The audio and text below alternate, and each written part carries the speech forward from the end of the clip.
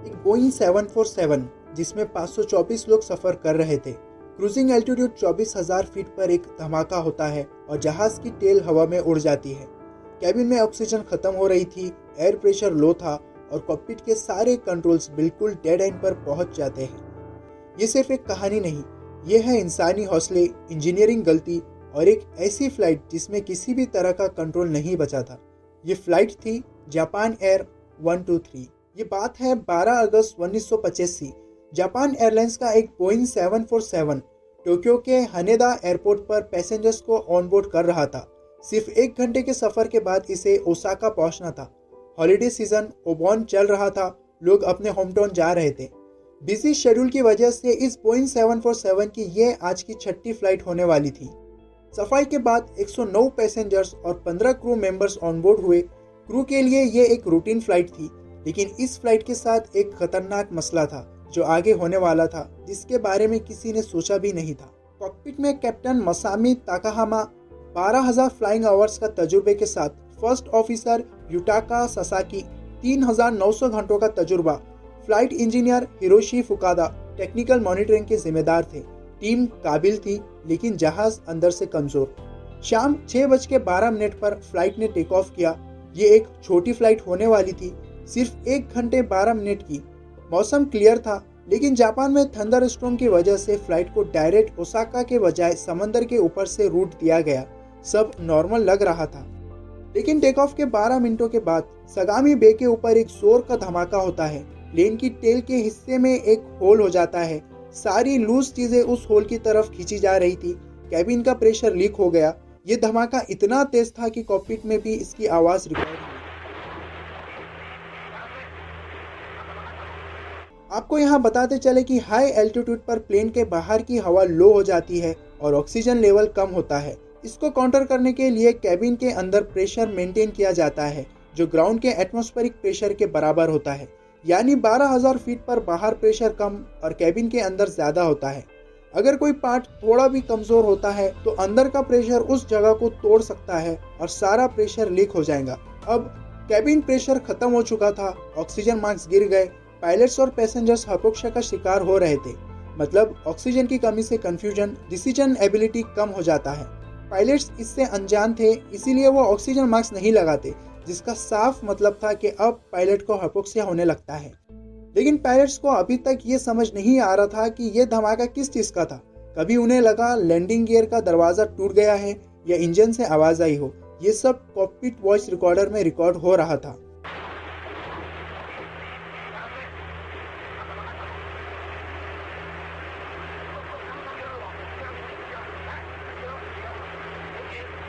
दरअसल फ्यूजलेज का पीछे का हिस्सा टूटकर रडर को ले गया था, जिसका साफ मतलब था कि कैप्टन के हाथों से जहाज का कंट्रोल अब खत्म हो चुका था। रडर के बिना प्लेन के लेफ्ट राइट कंट्रोल खत्म हो गया था। टेल टूटने की वजह से कैबिन प्रेशर मेंटेन नहीं हो पा रहा था। लेकिन अभी एक और परेशानी आने वाली थी जो पायलट्स ने सोचा नहीं था। अब प्लेन अपने आप लेफ्ट राइट हो रहा था। इस वक्त तक कैप्टन ने तुरंत यूनिवर्सल डिस्ट्रेस सिग्नल 7703 ट्रांसमिट किया, यानी कि अब सभी कंट्रोल टावर को मालूम हो गया कि जापान एयर 123 किसी इमरजेंसी सिचुएशन में है। कैप्टन ने कंट्रोल टावर से बात करके फैसला किया कि प्लेन को टोक्यो वापस ले जाया जाए। लेकिन जब फर्स्ट ऑफिसर ने प्लेन को राइट 40 डिग्री टर्न करना चाहा, तो प्लेन उस इनपुट का जवाब ही नहीं दे रहा था। तभी फ्लाइट इंजीनियर देखता है कि हाइड्रोलिक प्रेशर रैपिडली गिर रहा है और थोड़ी देर में जीरो हो जाता है। प्लेन के सारे कंट्रोल्स हाइड्रोलिक प्रेशर से ऑपरेट होते हैं, लेकिन टेल टूटने की वजह से हाइड्रोलिक लाइंस भी टूट गई थी। यानी कि कॉकपिट के सारे कंट्रोल्स कैप्टन के हाथ से निकल चुके थे। अब पायलट्स को पता था कि प्लेन टोटली अनकंट्रोल हो गया है। अब प्लेन को कंट्रोल करने के लिए पायलट्स के पास एक ही तरीका बचा था, इंजन के थ्रस्ट से प्लेन को कंट्रोल करना। राइट टर्न के लिए लेफ्ट इंजन की पावर को बढ़ाना और लेफ्ट टर्न के लिए राइट इंजन की थ्रस्ट को बढ़ाना। ये टेक्निक मुश्किल थी, लेकिन पायलट्स ने इसी से रोल मूवमेंट पर थोड़ा कंट्रोल कर लिया। अब पायलट्स को एल्टीट्यूड भी कम करना था, वरना सभी लोग hypoxia का शिकार हो रहे थे। बिना हाइड्रोलिक प्रेशर के वो अपने ही हाथों से समहाउ सक्सेसफुली लैंडिंग गियर को खोल लेते हैं। 6:44 पर जापान एयर 123 ओत्सुकी के ऊपर एक सर्कल बनाते हुए 24,000 फीट से 13,500 फीट पर आ जाता है। अब कैबिन में प्रेशर और ऑक्सीजन इंप्रूव हो गया था, लेकिन लैंडिंग गियर की वजह से अब रोलिंग मोशन कंट्रोल करना और भी मुश्किल हो गया था। ना चाहते हुए भी प्लेन माउंटेन की तरफ जा रहा था। 6:48 पर कैप्टन को बोलते हुए सुना गया, राइट टर्न करो, आगे पहाड़ है। लेकिन सिर्फ इंजन से प्लेन को इतना शार्प टर्न करना मुश्किल था। लो एल्टीट्यूड अलार्म्स बज रहे थे। प्लेन सिर्फ 6,800 फीट पर माउंटेन रेंज के ऊपर था। 6:56 पर कॉकपिट से एक पैनिक भरी आवाज रिकॉर्ड हुई और प्लेन एक टर्न करते वक्त पहाड़ों से टकरा गया।